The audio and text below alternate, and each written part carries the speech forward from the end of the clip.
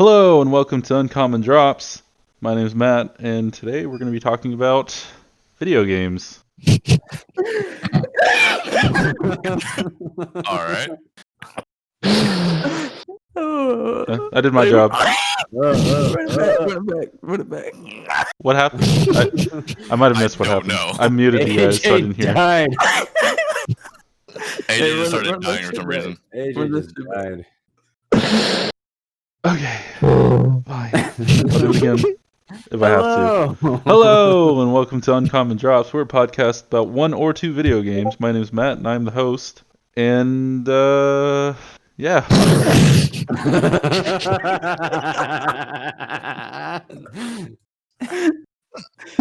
What's good, everybody? Fucking Uncommon Drops, baby. We're a lot less structured than we were before. All right, so wait, hold up. Can we restart? Keeping it loose. Jesus. How are we restarting?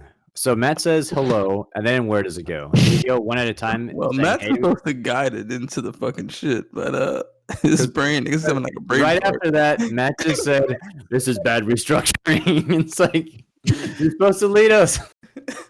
Yeah, I guess that's my job. So why don't you just go AJ, Chris, Mark, Richie, and then Matt? Well, I guess I'm trying to think of how to jump into the topics from here. Trying to get there quicker, as opposed to this 2-minute intro that we've already wasted time on. But let's try it again. Focus. Hello and welcome to Uncommon Drops. My name is Matt, and I am joined today by a few of my friends. Mark, we got AJ, we got Richie, we got Chris, and we're going to be talking about Cold War, we're going to talk about Phasmophobia, and we're going to be talking about Ubisoft, PlayStations, Xboxes, video games. That's what we do here, allegedly. The good stuff. The best medium. Outside of lucrative podcast. Podcasts are the best medium. That's how you learn all the good stuff. Like, damn it. I thought I had a transition, but I didn't. I got it. I got transition. Yeah? Cold War. Cold War. Cold War. Hell yeah, there we go. I like it. Cold War is the World sequel premiere. to Call of Duty Cold War. Just entered beta access this week. I believe it is the sequel to Call of Duty Black Ops 1. Let's go with that. Because yeah, I think it is, right? Because it stars the characters from the first Black Ops, and then Black Ops 2 I think is when they started going to the future stuff. Yeah. All I know is Ronald Reagan's in it. It's kind of weird seeing him as an animated character. He was also no, he I agree wasn't. with that. I'm thinking of Nixon. I agree with that. Yeah, so the beta started this week. Pre-order access had access, I believe, Thursday, and then everybody else had access on Saturday. Before that, And, PlayStation users had PlayStation had it before. that week early access. Yeah, and Aren't Good they old marketing special? money. That marketing money, boy. yeah, so I think everybody else here has played 2 or 3 games. I've played for a few days because I did pre-order the game because I heard the word Call of Duty Zombies and I was like, doesn't matter, I got to pre-order it because I'm a sucker for that kind of money. So yeah, we've been playing some Cold War. I think we all agree that the game feels a lot different than Modern Warfare, but I believe that we have different positions to take on that, different sides of what we're thinking. That makes it sound like there's multiple positions. There is 2 positions. And you're the only one opposite. Okay, so let's just get 90% thinks this way and 10% thinks something else. We'll find out now. Yeah, so we could talk about that, I guess. So I really like the Cold War beta. I have a few nitpicky things about it, but overall, I feel like the movement, I feel like the gunplay feels pretty good. The score streaks, I think, is one of the bigger differences in the multiplayer. Is that everybody's score streaks as opposed to before when you would choose between kill or score streaks. I'm actually a fan of that because then you don't have as many, say, campers that are going around getting 8 kills, hiding, dying, getting another 8 kills, and et cetera, et cetera. So you're completely swamped by aircraft. What are you guys' thoughts on it? I actually camped a little bit, and I did go on a little bit of kill streak. Sorry, I have to fess up to that. We trusted you. Well, that's the beautiful thing about Cold War, right? You don't necessarily have to, right? I know when in the past when I've gotten, I'm lying, but you'd get to like 2 or 3 kills away from kill streak, and then you just kind of go in a corner and hide, and then you'd end up with a game where half the players are just hiding in a corner somewhere. What card are you playing? That has never happened to me. What the heck? Half the players are hiding in corners. I feel like like Modern Warfare. I feel like I felt that a lot more, especially in some of the longer distance maps, where I'd kind of just see nobody fighting until I crossed, or like trying to cross over to try and get to the other areas. I mean, I guess, but Yeah, I those don't know. are sniper maps. Yeah, and I Usually hate I would sniper come maps. across one person that camped the whole entire time, and then everyone would like gang up on that person, and they would stop camping, and then No, in match defense, like especially back when the game launched and Shoot House was like the go-to because that was like the fastest pace. There are plenty of campers, especially when you go up on the second story office that overlooks like long sight lines. Yeah. People just hang out in there. That's true. But yeah. the amount, though, I don't think the amount is as much as he's saying. At least from my experience playing. Well, I do get a game every now and then where I'm running around like, where is everybody? And you see them all on the other side of the map, just posted up with a sniper rifle or like marksman rifle. And so I keep running out in the open and get shot from like 5 different directions. Yeah. But it's really that's rare. happened before, too. Yeah. I don't think. That's Yeah, good I feel like it doesn't happen Every very now and then. often if it happens. But jumping back to Cold War, I mean, let's get back to Cold War, right? So, what are people's thoughts about? Maybe a good way to do it would be like to break it down in like categories or some shit like that. But what are people's thoughts like on the overall feel of it? Because I know for me, like I just don't think it feels good, man. Like it feels different, but definitely not in a good way. Like it feels just weird. Like it feels floaty. It just feels off. That's the best way I can describe it. Well, what do you guys think about that? Your characters have almost no weight to them. It doesn't feel like you're Mhm. taking a step. Dude, I hate it how you're literally sprinting full force. You can't even hear your steps. Not only that, you don't really shake from side to side like you do in Modern Warfare. What it actually feels like you're sprinting and your camera shakes. You're stomping around, and this one you just kind of you move a little bit, and it's like you have dead silence on at all times. Yeah, that weight thing is a big one. Cause even when you jump, like I'm like fuck, I'm like fucking super jumping. Like God damn, you know what I mean? Like yeah, dude. It's like man, I'm leaping. Like I don't have nothing on or something. It's the most fun I've had with movement since World War II. I think. I mean, everybody else here knows that while I like Modern Warfare, I've liked it less than other CODs in the past, and I feel like in a way that Cold War is more of a go back to more of the arcadey feel as opposed to Modern Warfare went for more of the realistic feel. Yeah, I'd see that. But can I would see that. absolutely want more of the realistic heavy feel. Yeah, Then- yeah, that's where our differences are going to be because I like the more arcadey feel. That's what I come to Call of Duty for because I run around the map with short distance weapons, and so I want the movement to be fast. I want See, that's the the TTK to be thing, though. fast and stuff like that. I think Modern Warfare actually has the right balance because it's not super realistic. You know, it's not fucking like No, it's not. Battlefield or or even like Arma. Super Sim Arma or something like that. I feel like it's like that right amount of realism plus arcadiness to where it's arcadey but still holds on to a few of those realistic elements. So you kind of get a nice, good like FPS military like arcade shooter, but it's the right balance of realism and arcadiness. I feel like Cold War definitely leans way too heavily into that arcade area to the point to its detriment, at least for us that like the more weighted feel of the game. But yeah, man, Cold War just feels fucking weird to me. And on top of that, the weapons themselves. I know you're talking about time to kill. I was looking at one of Exclusive Ace's videos. The time to kill an MW with an assault rifle is 190 milliseconds. The time to kill a Cold War is 321 milliseconds. Holy crap. I knew it. Jeez. I knew it. And then So it something more actually along is your. not a fast pacer game. It's Well, it is faster faster. moving, but it is faster. It is slower killing. Dude, I knew it. Because And then that MP5 more was specifically Dude, yeah, to seriously, it took forever. more to kill specifically people. to Matt's style of play with SMGs, it's 175 milliseconds on MW and 275 on Cold War. Really? Yes. I feel like I'm I killing things knew it. way faster in I Cold knew War. it. That's the- insane. That's the so maximum weird. health went from 100 in core game modes to 150 in Cold War. That makes sense. Okay. Hmm. Huh, that's weird because Knew I it. did not feel like that. I felt like I was getting kills faster, and maybe that's just the weapons I'm using in this as opposed to MW. That's so weird. Oh, one thing that it just annoys the crap out of me. To me, I just feel like it was lazy as piss. Is if you go into Cold War, you check out the gunsmith, and you customize your gun. You loved up your gun. You've worked really hard, hours and hours, and you're like, you know what? I want to upgrade my handle. I want to make it look cool. All right, so what am I gonna do? You know what? I'm just gonna get a whole bunch of freaking duct tape, wrap it around my handle, and then get a 100 rubber bands and wrap it around that. That is literally the highest tier handle you get in freaking Cold War. But I mean, I will isn't that how they do and that in rubber real bands. life? I will say, our resident expert in this style of I don't know, military areas, does apparently also have that on his actual rifle.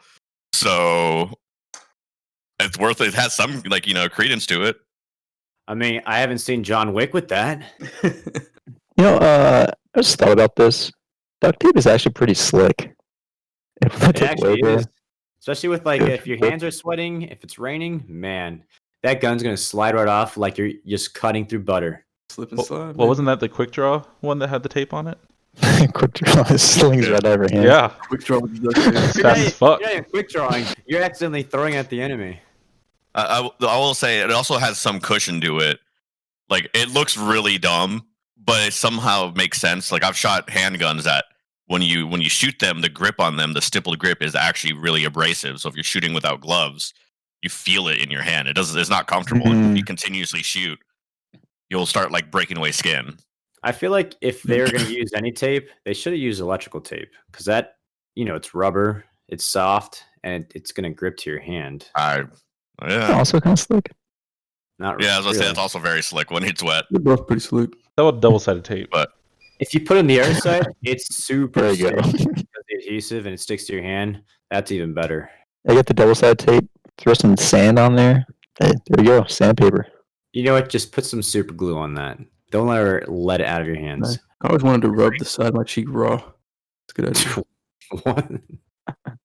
Yeah, and I think the biggest difference between Modern Warfare and Cold War is going to be vehicles. And I don't think any of you guys have played a vehicle map, and I only spent a few minutes in one because I joined one late. So I don't think that's something that we can talk about yet. But Yeah, no. worth mentioning. I have one thing that we can talk about real quick. So we all know about the intros in Modern Warfare. Freaking Hell yeah, we epic do. as anything. It's like, holy Incredible. crap, what the heck? It makes you Cold so War? hyped. So hyped. Cold War, it's like, what the heck? Did we just go back 2 console generations? Like, it is so crappy. It is weird. Well, saying that the 2 console generation makes it seem like graphically it's an ugly game. Graphically, this is a very good-looking game. Graphically, it's nice. It just It's just they don't looks have the weird. same. Again, they don't have the same impact because you're not in the first-person view. I'm not sitting in the back of a van as a large Russian man looking at Chris, who's sitting across me with a golden Car 98K because he's just doing that. Yeah. So yeah, it's not that impact, but I'm not going to say that anything is ugly. And honestly, the one thing there's a few things I prefer in Cold War versus MW. Is one, the sound. I think the sound profile is phenomenal. Oh heck yeah.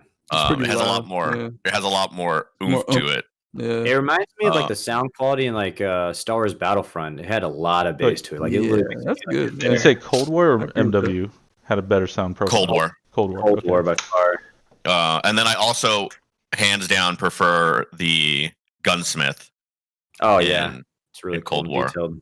I'm a big numbers man, so it's nice to be able to see. Yeah, this is plus 10% ADS speed, but what is it 10% of? But this one they're giving you raw numbers, saying hey, this is where you started, and now this is where you are Yeah, in that's really milliseconds. One thing I don't like about that is it doesn't seem like there's any weight to the attachments. So the base gun that's completely stripped of any attachments compared to having 3-4 attachments doesn't decrease your ADS speed or movement speed or anything like that. So my sniper rifle that I used, I had a long sniper scope on it. There's an option to take that off and just do iron sights, and the ADS speed was exactly the same. That plays into I the was kind of whole. disappointed. That plays into that whole realism versus Interesting. arcadiness.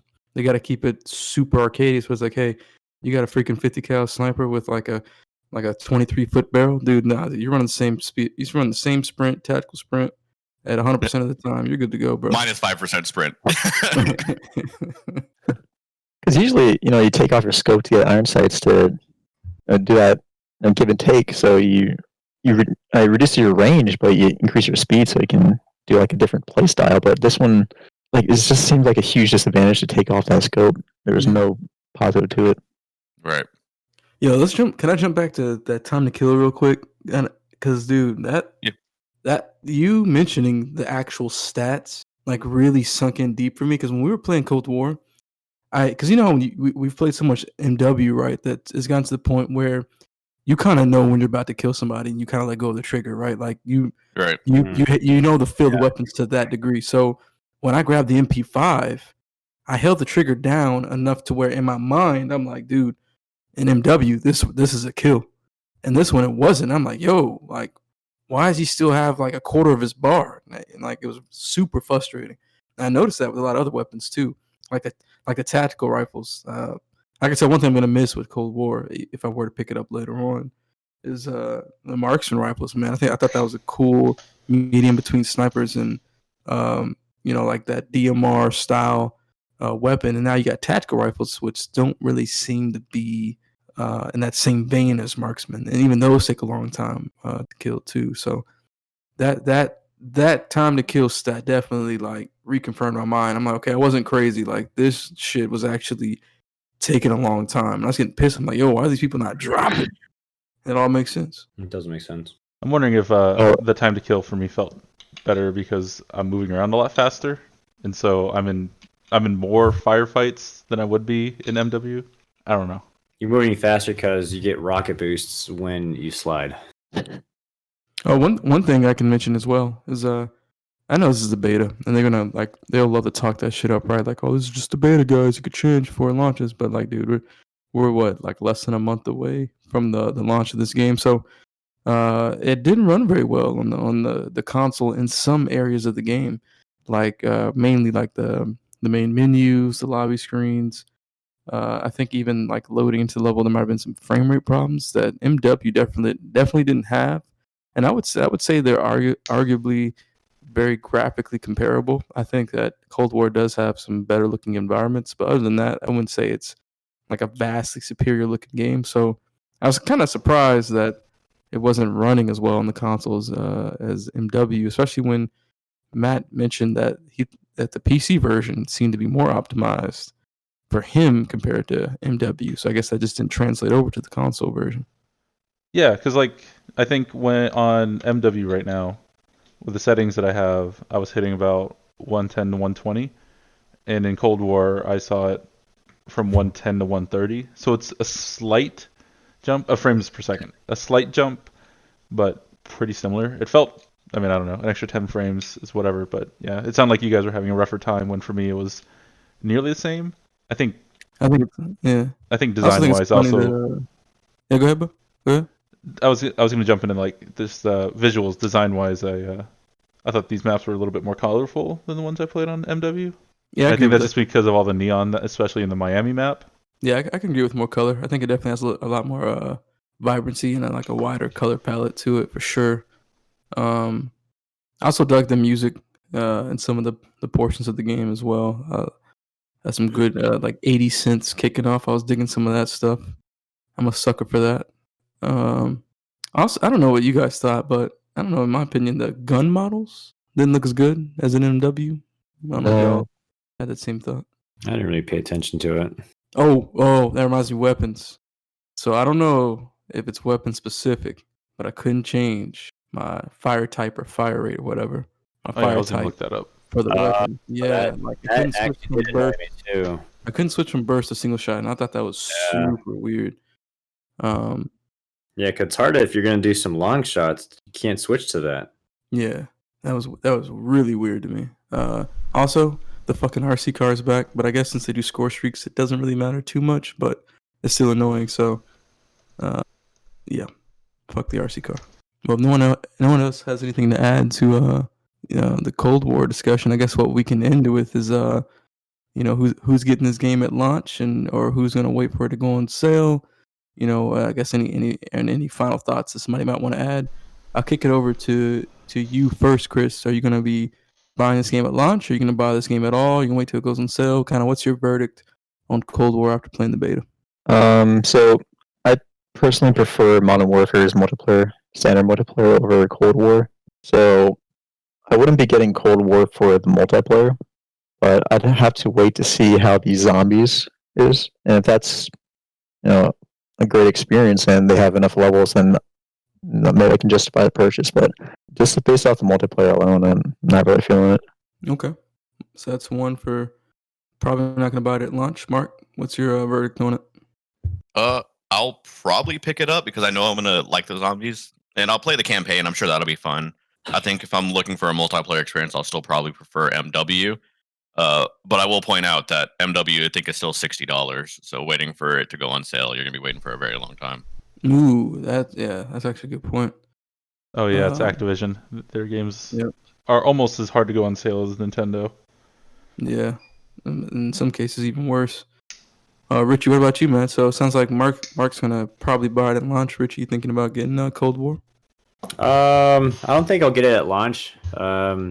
If anything, I'm really interested in the campaign. I just think Cold War as a campaign would be really cool to experience.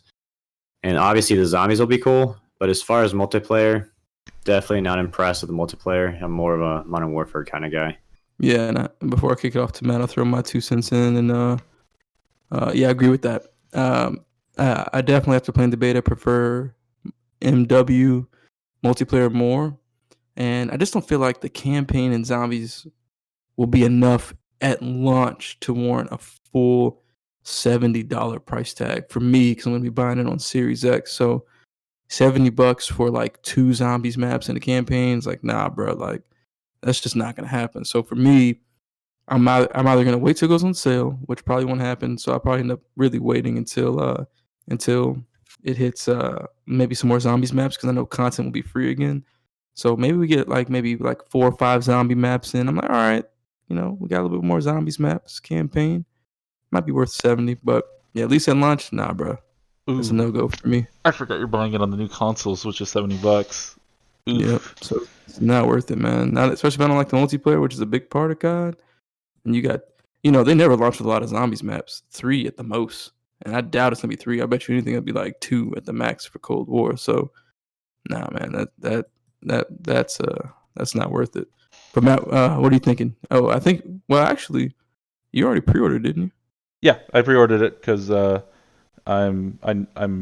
pre-ordered it because I wanted to see the beta, and I was gonna play the beta to see if I was gonna keep it or try and return it. And I'm pretty sure I'm gonna keep it. I'm gonna keep an eye on see what the challenges and progression system looks like, because if it's more like the other CODs where I could do like humiliation challenges and stuff like that as opposed to like Modern Warfare, that'll probably be my go-to. I'm definitely gonna play it. I'm definitely getting it for zombies. That's my main reason for getting it, especially since you bring your loadouts from multiplayer into zombies. So I'm gonna have to play the multiplayer on that. That's mostly where that's coming from. And I also looked up the fire mode stuff. Modern Warfare was like the first one to do it since United Offense. Like none of the other CODs had fire modes. Interesting. Yeah, I thought that was surprising because I could have sworn it was in other ones, but according to this wiki article, Call of Duty United Offense, and Mobile and Modern Warfare are the only ones. That's why Modern Warfare is superior. There it is. Fucking mobile. All right. Richie, did you want to talk about anything? Any games you want to talk about? I've been playing Phasmophobia a lot this week, and I gotta tell you guys, that game is incredible. Honestly, it's actually one of my favorite games of this year. So, man, that game is awesome. Anyone else been playing it? I think every time. Just as a group? Yeah, just for us, just for me at least, just as a group, I've been playing it. Yeah, I've been playing it by myself here and there. It's pretty cool because honestly, I've never played a game like that. I mean, it's literally realistic as anything. You have all the tools as like a ghost hunter. You got to go in to wherever you're at, try to identify the ghost, try to find it. You use all these different tactics. Sometimes the ghost gets insanely aggressive and tries to attack you, throw things, close doors, appears at you. It's pretty wild, and your heart rate will definitely go up. Freaking get creeped out and everything. Definitely love the game. Doesn't get old for me. I think one thing that was really cool is I think it was earlier this week or was it last weekend where I was up just late and Rich got on in the morning his time, so I got on with him and we were in with like random people. So it was cool to kind of bring back the pre-party system style of gaming for a bit. That's for sure. where you just met random people on the internet and talked and played games with them and had a good time. So that was definitely at least one thing that I thought was really, really cool. Yeah, very nostalgic, honestly. And it's cool that you're using like the party system inside the game, so you can utilize different features in the game. So like voice activation, or like you literally have to talk to the ghosts and use certain sentences. I thought that was really cool. So, game of the year for me, as far as multiplayer. Definitely going to be on my list. I'm having a lot of fun when we play it. Yeah, I can agree. I think it definitely will make a top 10 list for sure for 2020. I can agree with that. All right, so we can get into our topics. I think we haven't been playing a lot, and we have been. It's been Phasmo and Call of Duty. So we'll just move into more video games, specifically ones by Ubisoft. Ubisoft had announced that their games are going to be coming to Stadia at launch. So like Watch Dogs Legion, Assassin's Creed Valhalla, and Far Cry 6. You'll be able to buy them and then play them the instant they go live, since you don't have to wait for a download on Stadia. So I wanted to talk about this mostly because I feel like Stadia has been real quiet and something that we hadn't really thought about until Baldur's Gate 3 came out, and we were thinking about, some of us were thinking about getting it on Stadia. So I don't know, let's talk about cloud gaming. Yeah, sure. I'll kick it off, man. So for me, I like the idea of cloud gaming. I think that there's definitely a future for cloud gaming, especially being able to access a library of games instantly from anywhere, like whether it be on your phone, your tablet, your laptop, whatever. Like that idea of just like, I want to play a AAA game that's really fleshed out that typically you want to play on a full machine on anything instantly. Like when you think about it, that's some crazy technology. Like that concept is insane. But for me, the thing with Stadia though is there's a couple things, right? For me, for me, one, it's Google, and they drop support. Maybe support not be the right word, but they'll always like have a project and then maybe not flesh it out as much, or they stall on updates, and they kind of like falls to the rear since they have so many other things that they're working on. So that's always creates a sense of nervousness for me for Google products. But then number two is like, you buy it on Stadia and that's it. Like you only have it on Stadia. And I don't know, there's just something about that idea when I have the ability to buy the game on, Xbox or PC, and I have it there, and I can edit things like settings and have mods and stuff like that if I ever want to play it on the PC. Like I don't know, I do believe you'd lose access to a lot of those type of things playing it off of Stadia, and that's not to mention you want to do 4K gaming, you got to be like on Stadia Premium, so it's like an extra cost there. So like right now, just for me, it just doesn't seem worth it, man. Like because we were talking about Baldur's Gate 3, right? And I'm like, well, if I buy it on my PC, I can play it in 4K, 60 frames. Then I can mess with any settings, and then down the road, I'm sure this huge community will make mods for it that I want to have access to if ever the case arises. So there's that aspect. But then the last thing is, I'm a big fan of what Xbox is doing and how you have access to Game Pass and their xCloud infrastructure. And now you just pay this one subscription fee per month. And now they've bought, a lot of studios, they have a lot of games under the belt, a lot of first party, third party, games coming out at launch that'll be right on Game Pass. Like having access to that at a cheap price, like for me, it's just like, dude, like why buy it on Stadia when I can just wait for it to eventually come on the cloud service, and I'll get access to a multitude of games and I have to pay full price. Now, there's that aspect to it as well, where I'm like, man, the value seems better other places than with Stadia. So that's kind of my stance on it. I don't think you'll ever see me buying a Stadia game, probably ever. Like it'll either be I buy it natively on a PC or a console, or I'll just wait and be able to play it off of xCloud, which is cool because then I can play it off xCloud and my own console. I could do both and have it natively run and all that good stuff. So I know for me, Stadia is pointless. I think it's good in concept for furthering the tech if Google decides to invest more into it. Like you said, they've been quiet. Fucking Stadia didn't even launch on their new like Chromecast. Like that's how much Google gives a fuck about Stadia, really. So Stadia is pointless to me. I'll never buy anything off of Stadia, but I think it is good in concept. I think it needs to be fleshed out, invested in some more, especially with like new consoles coming out, new tech coming out.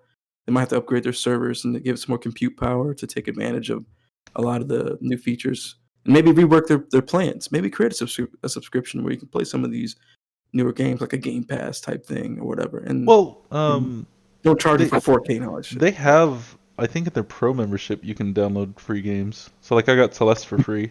You Is that- can, but those games are kind of old or ones that people usually don't care about. I mean, Like Celeste is their a most- really good game. Their most appealing game on there from like a mass market perspective is Destiny 2, and that's old at this point. PUBG was on there too, right? Let me Yeah. ask you this, Chris. Does Destiny 2 include the DLC with that little... Pro Remember That, package? I don't know because I never downloaded it. I think Yeah, it does. see, already. If it doesn't, then no. That doesn't even count. And it's on Yeah, Game and Pass now, by the way. Just saying, with the DLC. There are limitations. So for example, PUBG, right? So first of all, different games have different settings that you're locked to. So that's like Baldur's Gate 3. You can use controller or mouse, is whatever your preference is. But when it comes to PUBG, I tried to hook it up to my computer and use a mouse, and it said connect a controller. So you're locked to controller on PUBG. That's crazy. So it's not a one-for-one replacement to a PC in some cases. And like what Asia was saying, like in your situation, it makes sense to not even consider Stadia because it just limits your options. But Right. for example, in my situation, since I do not have a very strong PC, like Baldur's Gate 3, for example, has very high system requirements, and I would not be able to play it because it's at the moment a PC exclusive.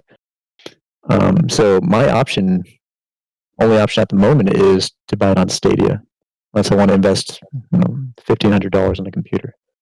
True. And once crossplay comes in for that game, then maybe something we can all play together. But I think at the moment, Baldur's Gate 3 is locked to Stadia, or in terms of crossplay. No crossplay. Yeah, those are some good points for sure. Dead by Daylight's on here. Hello Neighbor. Super Hot. Mind Control Delete. Yeah, you're not saying anything, man. Those aren't. I'm not saying those are bad games, but they're not like. Super Hot just came out this year. Damn. Super I hot. wouldn't pay a monthly subscription for those games. No, yeah, That's the issue. I'm just going through the list. Last Lights on here. Little Nightmares. No, yeah, I mean, but you said that they didn't have this like subscription service thing. They do. I'm not saying that the games on here are like game Right, breaking. but they do have some sort of subscription option. But they do. Just the selection is a little limited. There is the Stadia exclusive game. I forgot what it was called, but I Guilt? loaded it up. What is it? Is it Guilt? Yeah, Guild. I loaded it up and it looked a little janky, to be honest. I didn't like it. I watched the gameplay. I didn't like it. Yeah, I was kind of excited to play it when I saw the trailer, but it didn't look that great. I played like 5 minutes of it and stopped. The Destiny 2 that comes with Pro has all the DLC up to Shadowkeep, which I believe is the newest one. So that might be okay. It might be okay, but still, it's just one game.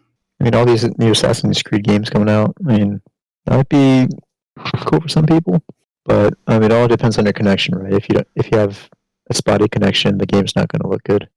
It's not going to run in 1080p consistently. Yeah, I'm really curious to see what like Odyssey looks like on Stadia, because if it's like solid 60 with like everything maxed out, like I mean, my computer can't handle that.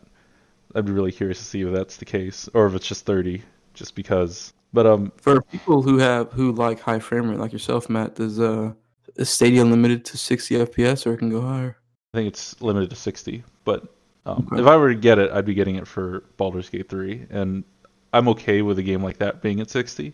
But I wouldn't get COD or something on there, something that I like the high refresh Right. rate.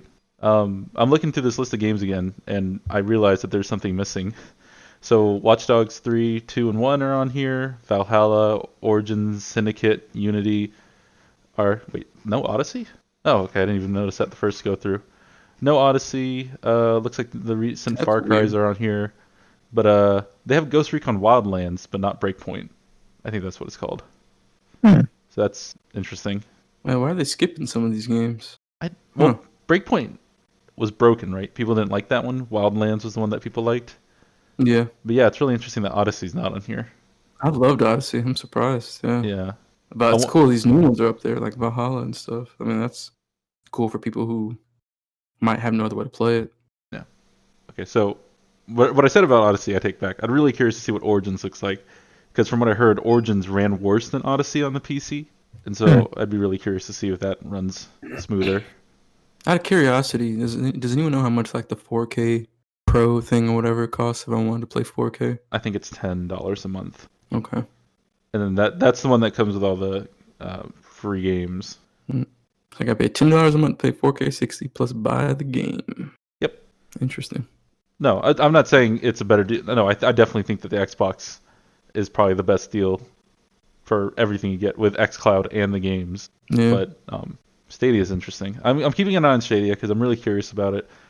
And I have the new Chromecast. I want to see how that runs on there once it releases on the new Chromecast in 2021. But yeah, I'd probably just be playing Destiny and Celeste, and possibly Yeah. Baldur's Gate. It's definitely got potential. They just need to flush it out. What they need to do is dump some money into Stadia. That's what they need to dump some money into it so they can secure big titles and put them under that pro subscription. To make it like people be like, oh man, I'm getting this if I sign up. Kind of like what Game Pass does. You get all these big ass titles underneath it, and you're like, dang, I can get all these right off the rip. Something like that. So you're not excited about playing Lara Croft in the Temple of Osiris? Nope, not not anymore. I was back when it came out, but In yeah, 2012 or something? yeah, that's been played. The great game, and that's it. Yeah, Another thing, if you're not subscribed to the Pro service, you do not get 5.1 surround sound. What? that's interesting. Yeah. That is So random. 4K and 5.1 are Pro only. Jeez. Oh, this is a good question.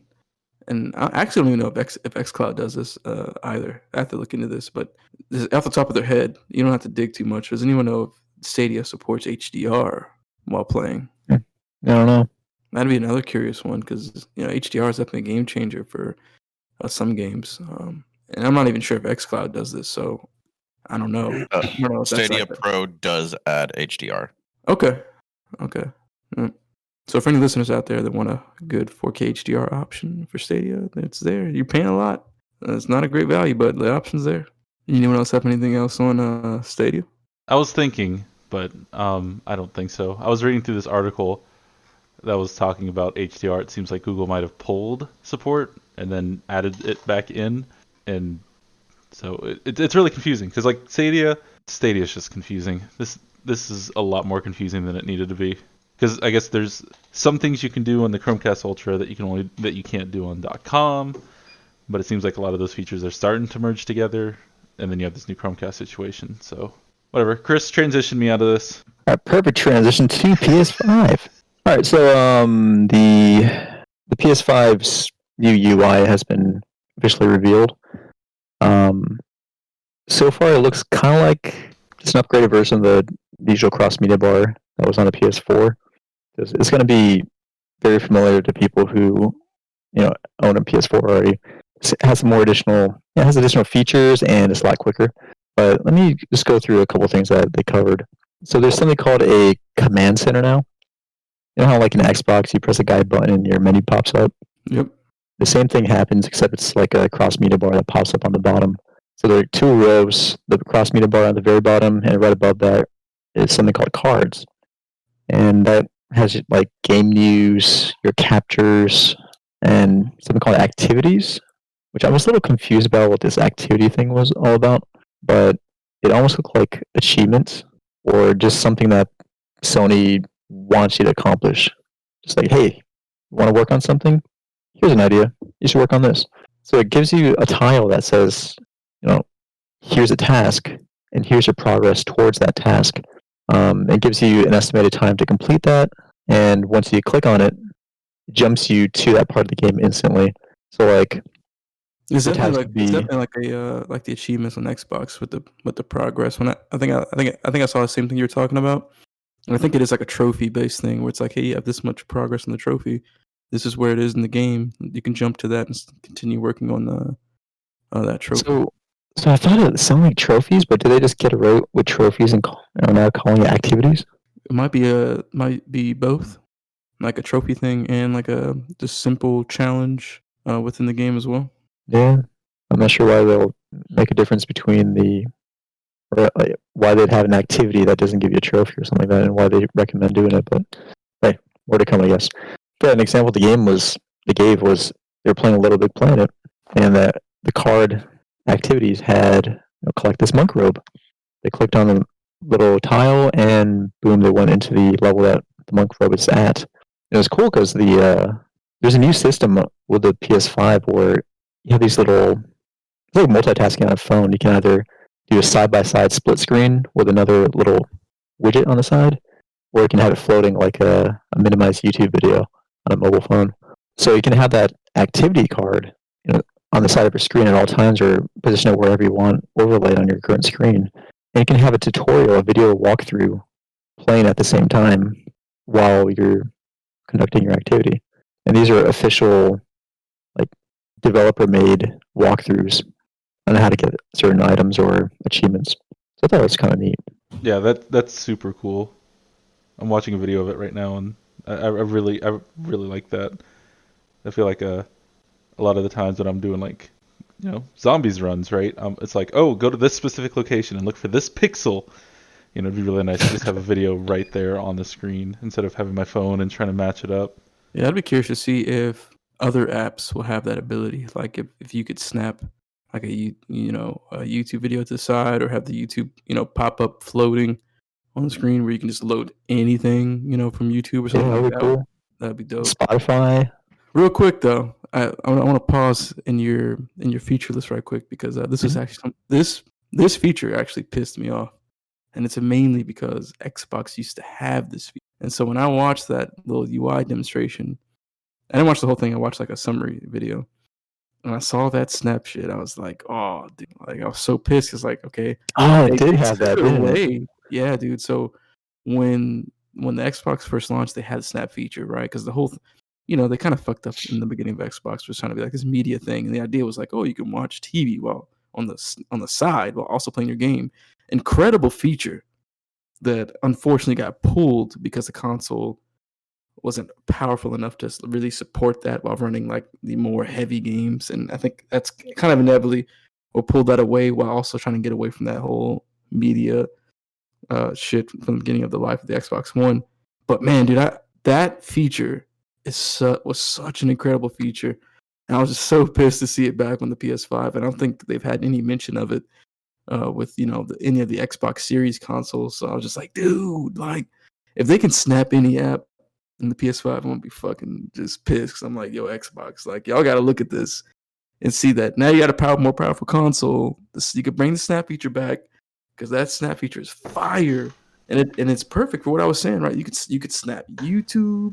You can snap Twitch, like any of that. Oh, and then a lot of times people would snap sports games while playing, stuff like that. So I will say I'm glad that Sony's doing it, because I'm hoping that Microsoft will look at it and be like, oh, so people want that. I mean, they should know people want it, because the community usually kind of like talks about it. Maybe not as much as they should, but hopefully they'll look at it and be like, yeah, let's bring it back, man. We got the SSD, system's fast. Like we could bring back Snap, man. I want it back, because just like Matt said, you can load little guides to the side. You can load anything to the side, man. And if PS5 can load anything to the side, dude, that's gonna be fire, bro. Y'all PS5 users are gonna enjoy that, because that snap feature is fire. Because it's multitasking, man. Multitasking on the console. Like, how dope is that? Yeah, I hope it comes on Xbox. Yeah, the Xbox should definitely have enough power to be able to do that. Microsoft brings Snap back. That's all I'm saying. The Xbox game designers or UI designers just had a heart attack looking at that. Yeah, looking at Sony's conference, like, oh god, we're gonna have to do that now. How are we gonna do this? Engineers, like, everything's on fire. How do we bring back Snap? How do we do Phil Spencer just walks up to the desk. Hey, make it happen. Make it happen next week, dude. Yeah, let's bring Snap back. All right, so I'm gonna continue. So there are official names for that, like the side-by-side split screen versus the floating one is called picture-in-picture, which is the floating one, where you can position it anywhere you want on the screen, and the other one's called just pin to side. But they also showed off some of the party features. So one cool thing about the PlayStation that I kind of forgot about is there's a microphone on the controller for the PS5. So if you join a party, you can immediately start talking through a controller. And you can also send messages through speech to text, which I thought was really cool. Can I add something to that real quick? Yeah. That's also really cool about PS5. The PS5 controller has a built-in mute button. That's fucking fire. Oh yeah, that was cool. Now we can accidentally mute ourselves and not know for 30 minutes of time in a whole new way. Okay, so the coolest thing I thought on this was if you're in a party, your party members can share their screen with you, so you can have this floating icon of your friend's screen right on your screen, see what they're doing, see what games they're playing. I was thinking like this would be perfect for like a Dark Souls game where like Yep. We had it for where's your Dark sign Souls at? 1. I know where you are. Well, that Yeah. mod was so janky. It was like 5 frames per second. Yeah, But it was this- dope though. It was a game changer, man. Yeah, there's this It was. there's this mod we had downloaded for Dark Souls 1 that would let us be picture in picture with other people to make summoning easier, but it was just so janky, and like I think in order to do it, it had to be like maybe a frame every 2 seconds or something like that, and so you're just getting like pictures instead of actual live Snapshot video. every 5 seconds Mhm. of where the person was. Yep. But it was cool because we could, meet up and find summon spots. It's a lot easier now to summon, but Dark Souls 1 launch-ish summons was a nightmare. So that actually brings my next question up because with that mod, we could look at like two or three other people's little pictures. So I was actually wondering with that party feature from the PlayStation, is it limited to one person in the party and everyone looks at that one person, or can multiple people, stream and then you just kind of can just jump between people's different stream? Because if you can do it that way, that'd be kind of fire. I'm sure you couldn't have like 4 different screens up at one time That'd be floating cool. above the game. I mean, that would be dope. Right on the screen. That would be so dope, but I doubt they would do it that way. But I'm curious to see how multiple shares within that party would work. I don't think they talked about that, but Yeah, I don't think it did. I feel like it has to work that way, right? I mean, because you'd be each streaming from your own console, and then you would just switch back and forth. well, like yeah, if we were all on the PS5 party right now and we were all streaming, if I could just jump between streams, like I'm gonna go check out Richie's, I'm gonna go look at Matt's. I'm gonna Yeah, look I at feel like Chris's. it has to be the way that works. You might think that's the way it works, but the engineers have another thing coming. You know what I'm saying? Or wonder if picture in picture is limited to one app at a time. So if you're doing your screen share through the party, can you still have like a YouTube at the side, or your tutorial videos, or you have to select Oh. one? How much multitasking can you do, sort of thing? If you can have like YouTube here, have Spotify here, have some Twitch running on this side, and that'd be pretty dope. Yeah. How much real estate are you gonna have for playing your game with all those things up? Hey, get you that 8K 77-inch, man. You'll be good to go. That 30 grand TV, baby. Well, you know how games have that dimension set up where you can Oh, get corners to the screen? I see where you're going. Shrink that down all the way down. I see where And have you're everything going. surrounding it. Okay, I like that. That's creative. All right. The last thing I wanted to bring up was screenshots were actually a little more fleshed out in this version, because in the PS5, you press a button for a screenshot and you take a snapshot in the next second or so. In the Xbox, you press your guide button, then click your snapshot button. But in the PS5, it opens up it's almost like a camera, like on your cell phone with a screen in the center, and you just click like A to take a snapshot. You can repeatedly take snap pics, and it seemed very seamless and instant. So it's not like a timing thing where it's like, all right, jump. Let me switch to my guide button, press a button. Let me press this button. Maybe I'll take a picture in the next 1 second, and maybe I'll get myself up in the air. This seemed like a immediate click the button, immediately snap a pic, and then you can take that picture and share it directly to your party members, or you can even share it through like Twitter or whatever you have linked up.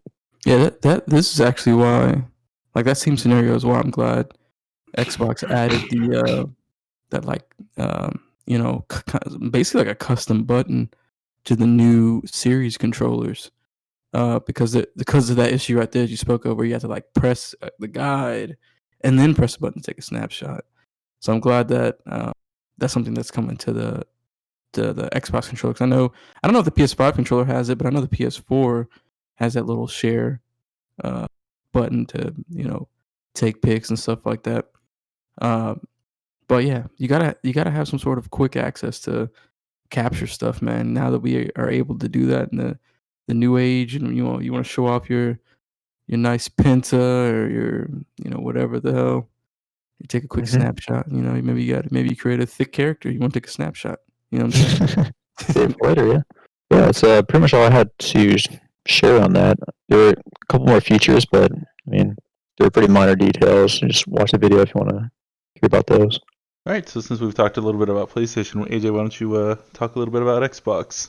Yeah, man. So check it out, guys. So for the Xbox conversation of this podcast, we're going to talk about an interview that Phil Spencer did with Kotaku a day or two ago, and I want to talk about something specific that he said in that interview. So let me pull that up real quick, because depending on how you look into it, right, it can mean a lot in terms of future Bethesda games coming to specifically the PlayStation. So within the article, he mentions this, and I'll quote a portion of what he said regarding the ZeniMax deal and whether or not Bethesda games will go to quote unquote other platforms. So Phil Spencer said to Kotaku, "When I think about where people are going to be playing and the number of devices that we had, and we have xCloud and PC and Game Pass in our console base, I don't have to go ship those games on any other platform other than the platforms that we support in order to kind of make the deal work for us, whatever that means." And so he's referring to the question that the interview proposed to him, whether, to recoup that $7.5 billion investment into ZeniMax, would he have to put things like Elder Scrolls 6 on PlayStation? And basically, when you look into that, he's kind of saying, we don't really have to do that, even though we spend all this money, and we could probably still recoup all of our cash. So people are kind of freaking out about this quote because, the question specifically mentioned Elder Scrolls 6, and I don't know, man. It makes me feel like Elder Scrolls 6, which would be a massive game. It's the Elder Scrolls and the sequel to fucking Skyrim. If that doesn't come to PlayStation, that's going to be monumental. And I know some people will probably get a little bit pissed, looking at that, because like, oh man, the previous Elder Scrolls were on PlayStation, but at least you would have the option to play it on anything other than an Xbox. At least you don't have to buy an Xbox to play it. You can play it on the PC. You can play it through Game Pass or the xCloud, or you can just stream it. So at least you have some options there. But it'd be pretty strategic for Microsoft to be like, hey, you can play it. You don't even have to buy an Xbox. You can just play it off your PC or even off your phone on xCloud. You know what I'm saying? So I think this is basically Phil dropping the hint of like, look, technically these Bethesda games won't be exclusive because they'll be on PC and on xCloud, on any device that you want. So technically it's not exclusive to just Xbox. It's just going to be within that ecosystem. I think So I thought that was interesting. I think their strategy on PC has been really interesting, where it's like you can, if you have a Game Pass, right, you can just get the games for free through the Windows Store, but you have the option of buying it on Steam at full price. And so, some people will obviously, fuck Microsoft, I'm going to get it on Steam, but I mean, it's so tempting. It's already free. You already have it. You just have to install the Windows version of it. So I could also see them pulling a stunt like that, maybe. Like, oh, you can get on Xbox for free through Game Pass. Yeah. And then just sell a shit ton of DLC for Elder Scrolls. It's genius. It's genius. We think about it, because once you get into that subscription, you're like, huh, I got Game Pass. I got xCloud now. I'm playing Elder Scrolls. What else is on here? Oh, they got this game and this game. Next thing you know, like, you're kind of wrapped up in the ecosystem, and a year later, you're still subscribed to Game Pass. You know what I mean? Mm-hmm. It's tempting with all those games. Huge catalog. So I'll drop a question to the group, and Matt, you kind of already spoke on it a little bit there, but you can kind of give a definitive answer.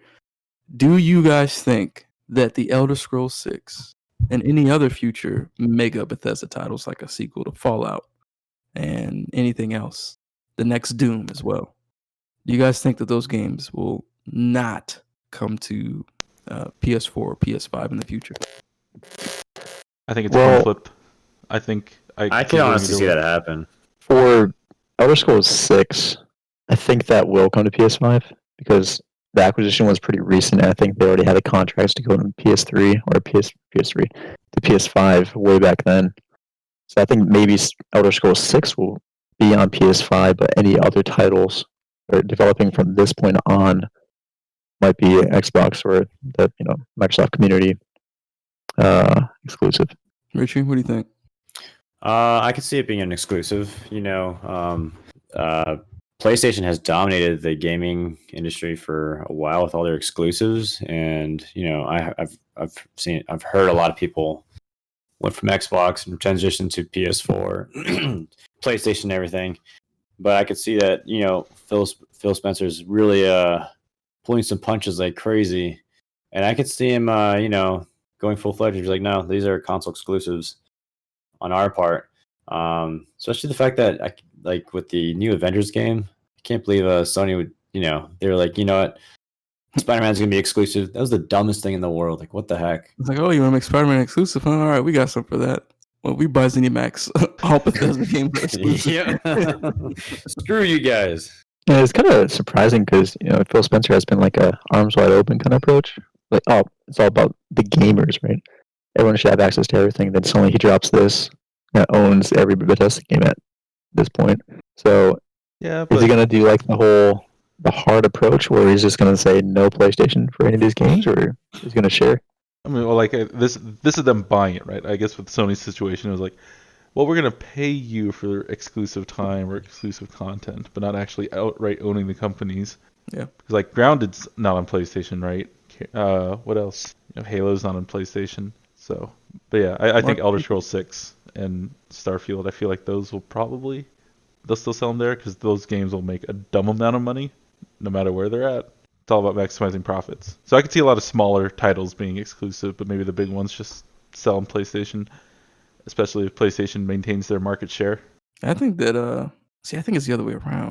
I think they're gonna try to steal some of that to get people into the ecosystem. So I think it won't come to PlayStation for that reason of like, well, you don't have to buy a console, but you have this cheap monthly fee. You could play it on a PC or an xCloud just to get people kind of a foot in the ecosystem. And the next thing you know, they're kind of like diving in. You know what I mean? But it's also a huge risk because PlayStation gamers take up a whole. It's a huge fraction of the giant gamer pie, right? So Yeah. you're potentially losing half of your profits by cutting that out. And I think like China, for example, people don't play Xbox in China. Everyone's playing PlayStation because it's kind of like the East Asia community over there. They hate each other. So I mean, China's a huge market for us nowadays, for like not only video games, for movies and everything. So cutting out China and all the PlayStation players will tank profits for Microsoft. But they own it. Right, they own it, but if they're They already own it. diminishing their sales, I mean, Let's boost our things. I mean, like, come on now. It's Elder Scrolls 6. Do you think people, if they were like, yeah, it's not coming to PlayStation, but you can sign up on like a xCloud Game Pass or buy it on PC, you don't think people will do it? Would it be like a Spider-Man situation where people would kind of like boycott it in a way where it's like, man, fuck that. I'm not even going to sign up for this, even though it's only, a few bucks a month. well, I mean, I think people still buy it. It's just not everyone can afford a PlayStation and an Xbox or a PlayStation and a gaming PC. So, and they have to pick and choose. If you buy Elder Scrolls 6 on Xbox, you get exclusive COG characters like General Rom and Dom. Hey, Rom is my dude. Dom, get down.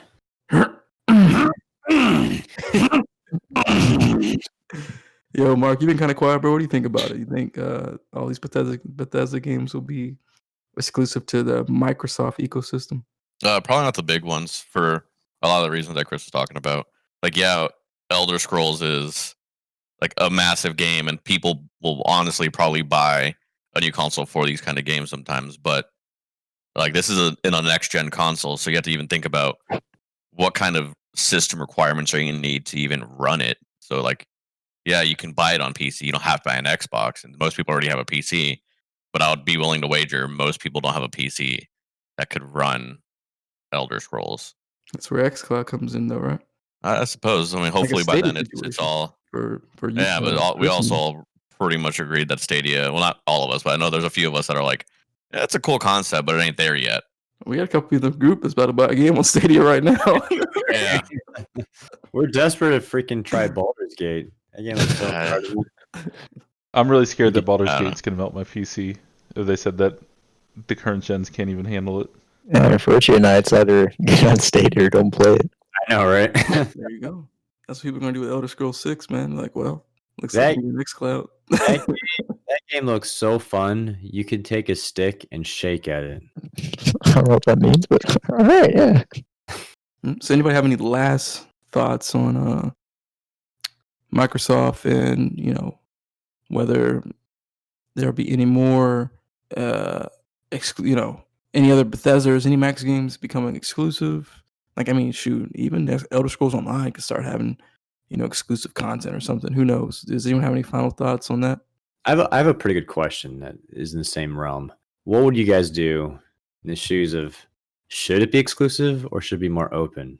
Like, break down the wall of the console war and just, make everything more crossplay, or make it more exclusive. I mean, Well, if it's me, what I I'm all want about is- more. Universal, everyone can play any game, That but would be cool. companies have to make money, so I think Yeah. that's never gonna happen.